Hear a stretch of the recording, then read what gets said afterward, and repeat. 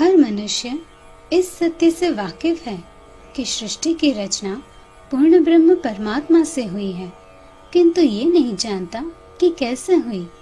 जब यह संसार नहीं था तब कौन था और वह परमात्मा कौन है और क्यों उन्होंने इस संसार की रचना की। आइए हम स्वयं इस सृष्टि रचना का कारण और पद्धति जान लेते हैं, विराट यानी कि विज्ञान सृष्टि के माध्यम से।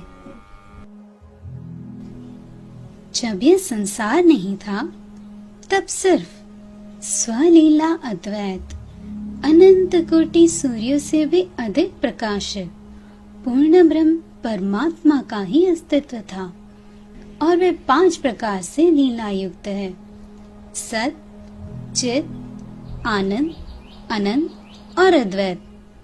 सत यानी कि सत्ता, उनकी सत्ता सब जगह पर है। चित यानी चेतन, वे सर्वज्ञानी है। आनंद यानी निजानंद। अनंत यानी अनंत लीला करने वाले, अनंत रूप से विद्यमान है। अद्वैत यानी जो सदा एक रस अखंड है। अक्षरातीत श्री राजी महाराज स्वयं चित्कन स्वरूप है। उनके 2 अंग हैं। उनका आनंद अंग है श्री श्यामा महारानी और उनका सत्ता का स्वरूप है अक्षर ब्रह्म।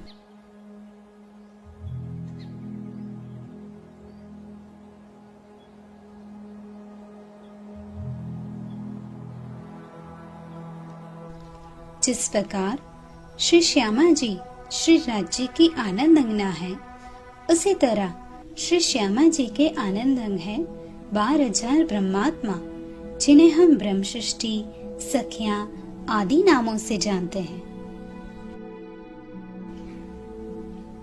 और इसी प्रकार से सखियों की आनंद अंग है खूब खुशहालियां। खूब खुशहालियां सखियों की सेविकाएं हैं। एक एक सखी की अनंत खूब खुशहालियां हैं, जो हमेशा उनकी सेवा में तत्पर रहती हैं। इनके आनंद अंग हैं परम धाम के समस्त पशु पक्षी और उनके आनंद स्वरूप है परम धाम के 25 पक्ष। श्री राज श्यामा जी, समस्त सखियां, खूब खुशहालियां और पशु पक्षी परम धाम में रहते हैं, जिसमें रंग महल श्री राज श्यामा जी और सखियों का घर है और अन्य पक्ष में वे सैर को जाते हैं और सभी परम धाम में अखंड आनंद की लीला करते हैं। अक्षर ब्रह्म श्री राज्य का सत्ता का स्वरूप है, जिनकी लीला का विस्तार विराट में वर्णित किया गया है।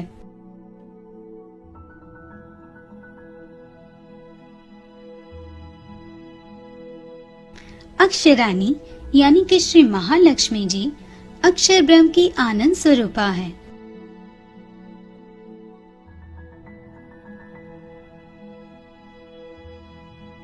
और उनके आनंद अंग हैं 24,000 कुमारिकाएं, जिन्हें हम ईश्वर सृष्टि के नाम से भी जानते हैं। अक्षर ब्रह्म और महालक्ष्मी जी परम धाम में ही रहते हैं, जबकि ईश्वर सृष्टि के मूल तन परम धाम में नहीं है।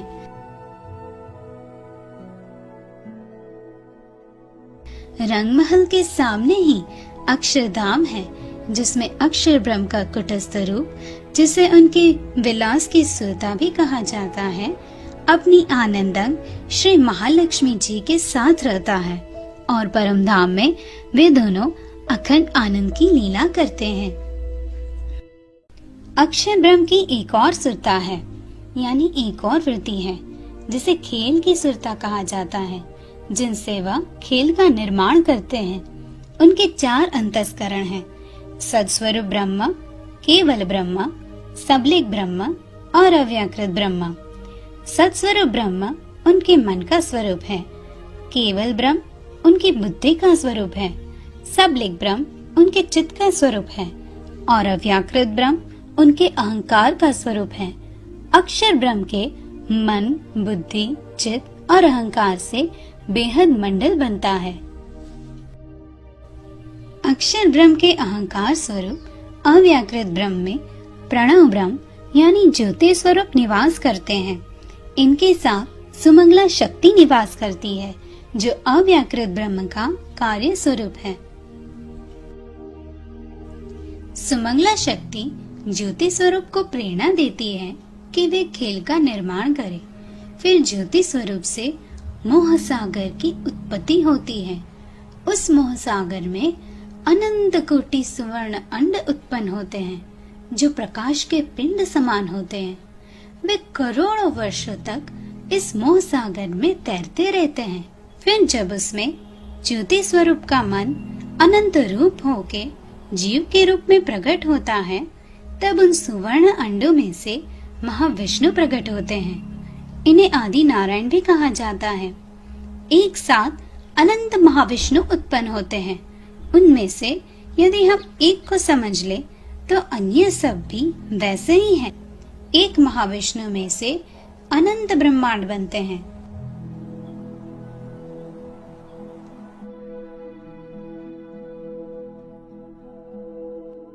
महाविष्णु को विराट पुरुष भी कहते हैं और इनके विराट स्वरूप में ही सृष्टि की रचना होती है और अंत में इसी में लय भी हो जाता है। महाविष्णु का मन स्वरूप है शेषशायी नारायण, जो नीचे पाताल में गर्भोदक समुद्र में रहते हैं। उनके ऊपर 14 लोक हैं। मध्य में 8वां लोक पृथ्वी लोक है, यानी कि मृत्यु लोक है, जिसमें हम सब रहते हैं। मृत्यु लोक में नित्य प्रलय होता है, यानी रोज किसी का जन्म तो रोज किसी की मृत्यु होती है। उसके नीचे 7 लोक हैं।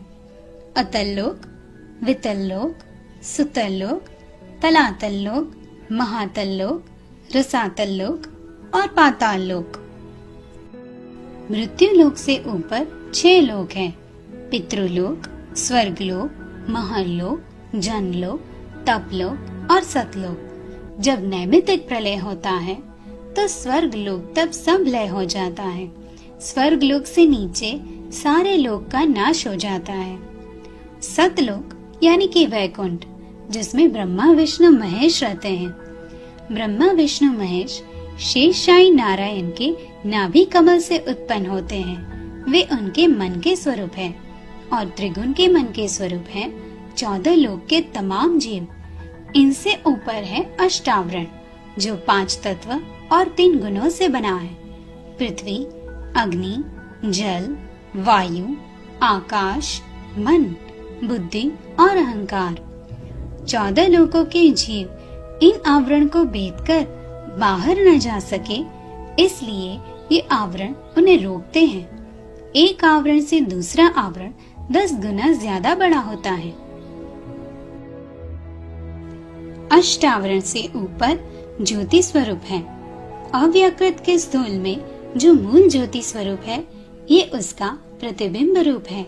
जिस प्रकार घंट की आवाज गूंज के वापस उसी में समा जाती है, उसी प्रकार ये प्रतिबिंब भी मूल स्वरूप में प्रलय के बाद समा जाते हैं। ज्योति स्वरूप से ऊपर गायत्री देवी का स्थान है, जिनके पास 4 वेद हैं। गायत्री देवी के ऊपर मोह तत्व है। मोह तत्व के द्वार पर 3 देवियां हैं, विद्या, महाविद्या और सुमना। एक एक देवी में 24-24 हजार शक्तियां हैं। ये शक्तियां हमें परमात्मा तक पहुंचने से रोकती हैं। जब प्राकृतिक प्रलय होता है, तब मोह तत्व तक हर चीज का लय हो जाता है। इसके ऊपर आते हैं 7 शून्य, जो आदि नारायण की इच्छा शक्ति से उत्पन्न होते हैं। इन 7 शून्यों से ध्वनि, रंग, प्रकाश आदि वस्तुओं की उत्पत्ति होती है और फिर वे वापस वहीं समा जाते हैं। 14 लोक के एक ब्रह्मांड की आवाज दूसरे ब्रह्मांड तक नहीं पहुंचती।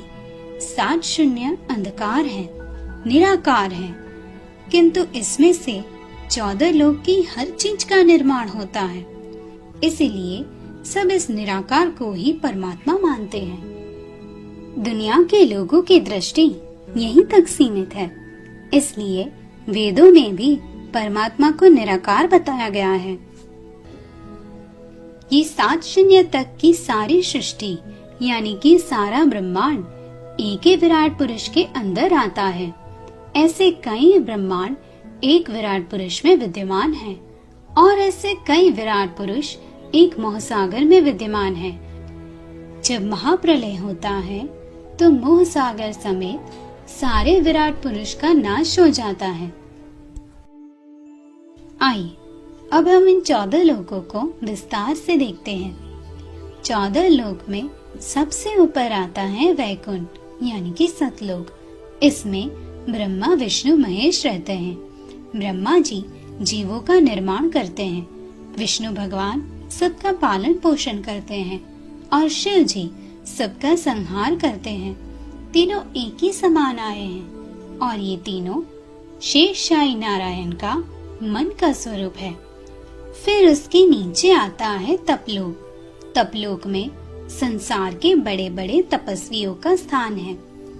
इसके नीचे आता है जनलोक, जिसमें ब्रह्मा जी के मानसी पुत्रों का स्थान है। फिर आता है महरलोक। इसे धर्मराजा की पुरी माना जाता है। यमराजा और धर्मराजा एक ही हैं। वे यहाँ पाप पुण्य का लेखा जोखा करते हैं और ये तय करते हैं कि किस जीव को स्वर्ग में जाना है और किसे नरक में। स्वर्ग और नरक दोनों के दरवाजे महरलोक से ही खुलते हैं। स्वर्ग लोक महरलोक के नीचे आता है। यहाँ पर जीव तब तक रह सकता है जब तक वह अपने अच्छे कर्मों का फल भुगतता है। उसके बाद उसे फिर से नीचे मृत्यु लोक में भेज दिया जाता है। उसके नीचे आता है पितृलोक।